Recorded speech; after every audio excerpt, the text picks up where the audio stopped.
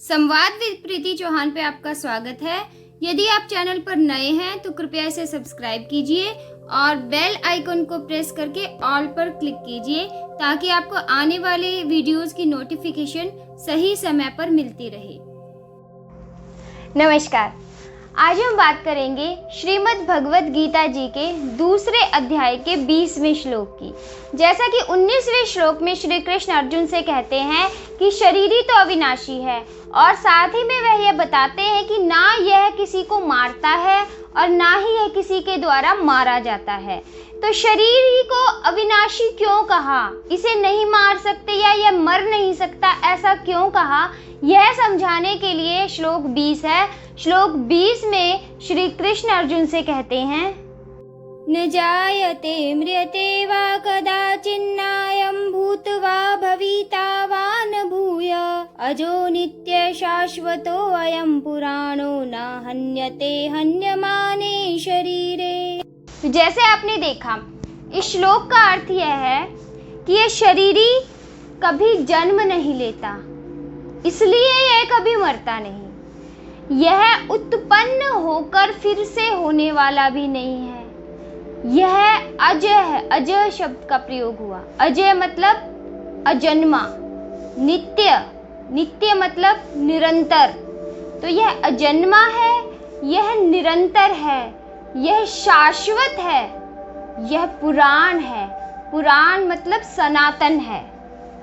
और इसलिए शरीर के मर जाने के बाद भी शरीरी नहीं मरता। तो श्री कृष्ण इतने विस्तार से अर्जुन को इसमें बता रहे हैं, जितने विस्तार से, जितनी अच्छी तरह से शरीर और शरीरी के अंतर को इन पदों में भगवान ने बताया है, ऐसा कहीं और वर्णन नहीं है। बहुत ही महत्वपूर्ण तरीके से श्री कृष्ण ने बताया कि क्यों नहीं मरता शरीर। इसलिए नहीं मरता क्योंकि वो जन्म ही नहीं लेता। जो चीज जन्म ही नहीं लेती वो मरेगी कैसे? वो तो नित्य है, निरंतर है, अजन्मा है, शाश्वत है, सनातन है। इसीलिए उन्होंने कहा कि शरीर और शरीरी के अंतर को समझो। शरीर में 6 विकार होते हैं, लेकिन शरीरी में एक भी विकार नहीं होता। शरीरी के विकार है उत्पन्न होना, जन्म लेना, अपनी सत्ता में दिखना, बढ़ना, बदलना, फिर घटना और उसके बाद नष्ट हो जाना। ये 6 विकार शरीर में होते हैं, परंतु शरीरी में नहीं होते। हम क्या है? स्वयं को समझें। स्वयं हमारी सत्ता क्या है शरीरी की, उसको समझें। शरीर और शरीरी अलग है। शरीरी ने लाखों शरीर पाए हैं और वो लाखों शरीर उसने छोड़े हैं, अर्थात वो शरीर मरे हैं। तो क्या फर्क पड़ गया? क्या नुकसान हुआ? शरीरी तो वही है, उसकी सत्ता तो वही है।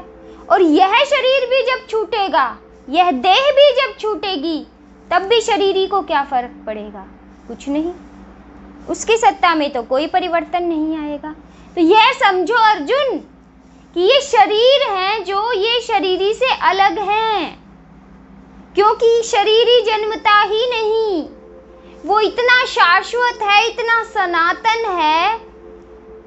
सनातन का अर्थ पुराना ऐसे नहीं है कि सनातन अर्थात हमेशा से है। पुरानी तो जो चीज़ होती है वो उसके बाद नष्ट हो जाती है, पुरानी होने के बाद। अब हम शरीर को ही लें, आधी आयु बीत जाने के बाद शरीर में कितना अंतर आता है। बल क्षीण हो जाता है, सोचने समझने की शक्ति क्षीण हो जाती है, दृष्टि क्षीण हो जाती है, अर्थात सभी इंद्रियों पर भी उसका असर आता है। अंतःकरण पर भी असर आता है और इंद्रियों पर भी असर आता है, परंतु यह असर शरीरी पर कभी भी नहीं आता। क्यों नहीं आता? क्योंकि जब उसने जन्म ही नहीं लिया तो उसमें परिवर्तन कैसे होगा? और जब परिवर्तन नहीं होगा तो वो नष्ट कैसे होगा? यहाँ पर इन जो श्लोकों में भगवान ने इतनी गूढ़ तरीके से अर्जुन को यह बताने की कोशिश की, बताने का प्रयास किया कि अर्जुन तुम इतने बड़े योद्धा हो, इस अंतर को समझो, शरीर और शरीरी के अंतर को समझो, शरीरी की अर्थात स्वयं की सत्ता को समझो। यह सत्ता नित्य है, निरंतर है, अविनाशी है, अप्रमेय है, इसे प्रमाण की भी आवश्यकता नहीं है। यह सनातन है, यह शाश्वत है, इसे समझो, ये अजन्मी है, ये हमेशा रहेगी, कभी नहीं मर सकती।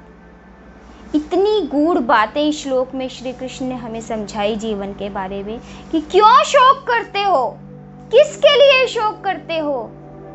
अनित्यों के लिए शोक करो, अनित्य ने खत्म हो जाना है, और उसके लिए भी क्यों शोक करते हो जिसने खत्म ही हो जाना है। जब तुम्हें पता है कि यह चीज़ खत्म होने वाली है, उसके लिए भी शोक क्यों करते हो।